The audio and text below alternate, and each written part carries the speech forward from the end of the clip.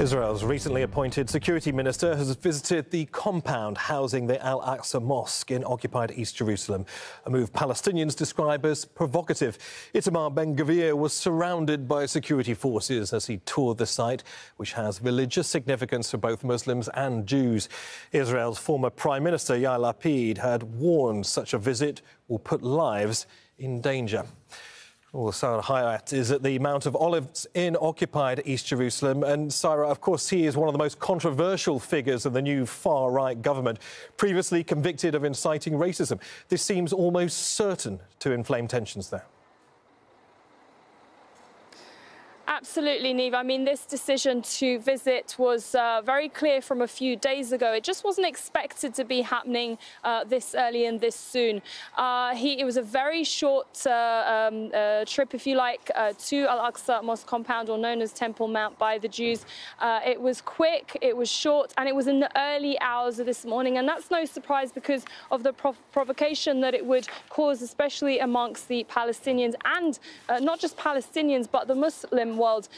Now, he turned up.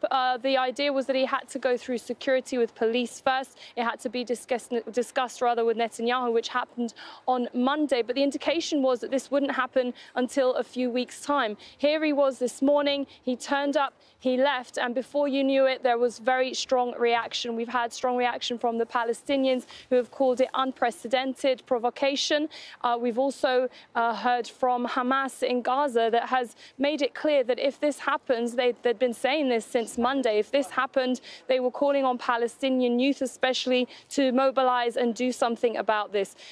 There's been a lot of discontent towards this decision. Also, on Monday, we heard from Yair Lapid, who is the former prime minister and now the leader of the opposition within the Israeli new government.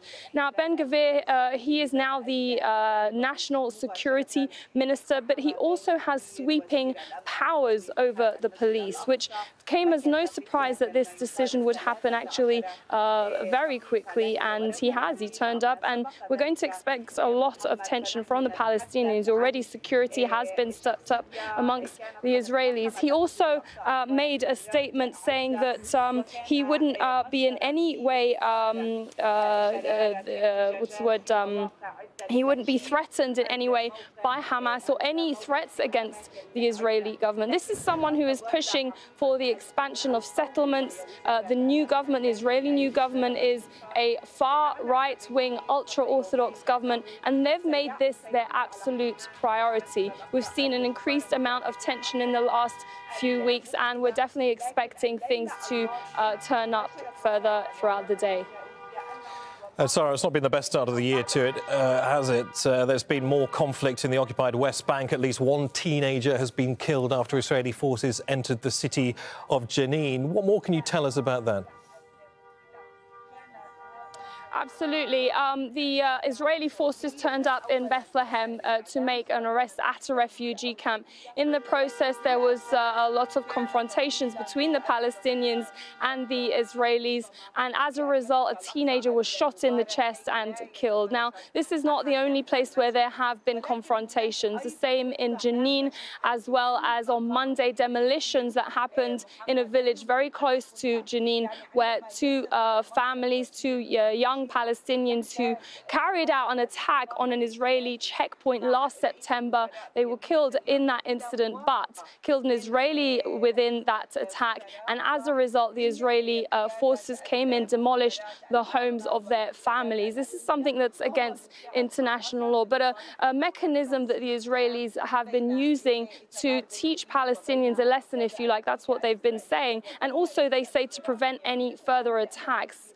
This obviously goes against what the Human Rights Organization says, that these punitive measures are actually punishing the family rather than those that carried out any of the attacks. So we're seeing a step up in tensions. 2022 was the most violent year within the occupied West Bank for Palestinians. We saw more than 200 Palestinians killed within the tensions with the Israeli forces.